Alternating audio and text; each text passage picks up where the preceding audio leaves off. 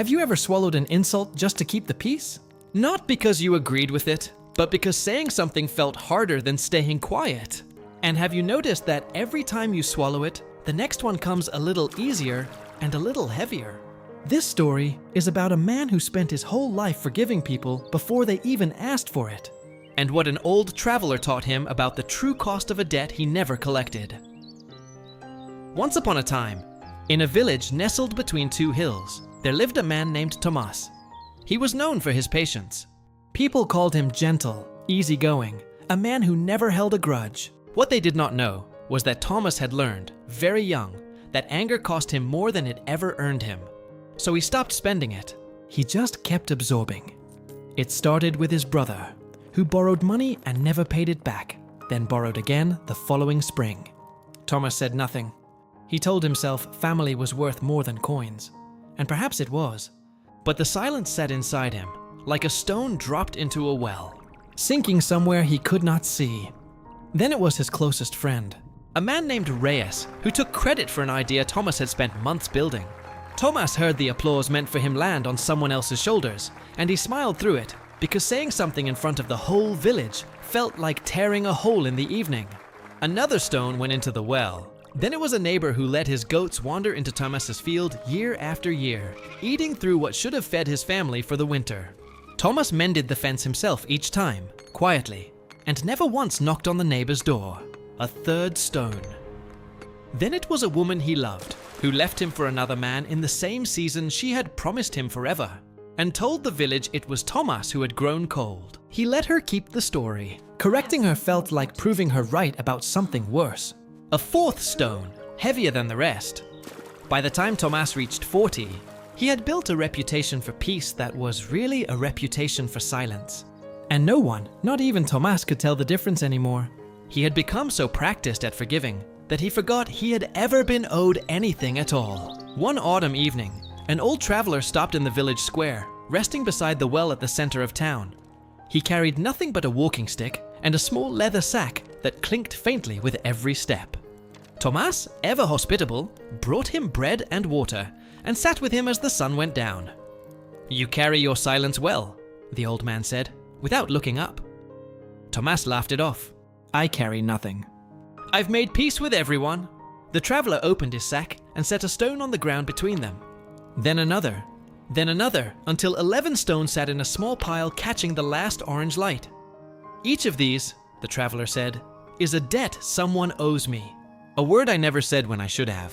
A boundary I never drew. I have carried them for 40 years, telling myself I was being kind." He tapped the pile with his stick. "Tell me, Tomas, does this pile look light to you?" Tomas said nothing, because there was nothing to say. He recognized the weight of it, the way you recognize your own face in cold water, suddenly and without warning. "You think forgiveness means never speaking," the traveler continued. "But forgiveness that costs you your voice isn't forgiveness. It's a debt you keep paying, so the other person never has to know they owe you anything." Tomas felt something shift in his chest, something that had been asleep so long he had mistaken it for peace. "What was I supposed to do? Fight everyone who wronged me?" "No," the old man said gently. "You were supposed to speak, once, clearly. Not to punish them. To close the account. A debt spoken is a debt that can end." A debt swallowed only grows interest. That night, Tomas did not sleep. He thought of his brother's unpaid coins, of Reyes' stolen applause, of the goats in his field, of the woman who let the village believe he was the cold one. He realized he had never been peaceful. He had only been unpaid. The next morning, Tomas walked to his brother's house first. He did not shout. He simply said, "I forgive you the money, but I need you to know it hurt me. And I won't lend again." His brother, startled, nodded, and something between them finally settled, instead of festered. He found Reyes next and told him plainly that the idea had been his, and that he deserved to be known for it. Reyes went pale, then apologized, really apologized for the first time in years. The friendship did not break. It became honest for the first time. He spoke to his neighbor about the fence, calmly, and asked him to build his own. The neighbor agreed at once, surprised it had never been asked before. And he found the woman not to win her back, but to say the story she told was not the true one, and that he deserved better than being remembered as cold. when he had only ever been quiet. Each conversation cost him something. Each one felt like reaching into the well and pulling a stone back out into the light. But with every stone he set down, Tomas found he could breathe a little deeper, stand a little straighter, as if his own spine had been curling inward for years under a weight he had refused to name. These words settled into him like a stone into still water. He understood now that silence had never protected him. It had only postponed him. Now think about your own life. What debts are you still carrying because speaking felt harder than swallowing? What stone have you been calling peace, when really it has just been sitting quietly at the bottom of you, growing heavier with every year you refuse to name it?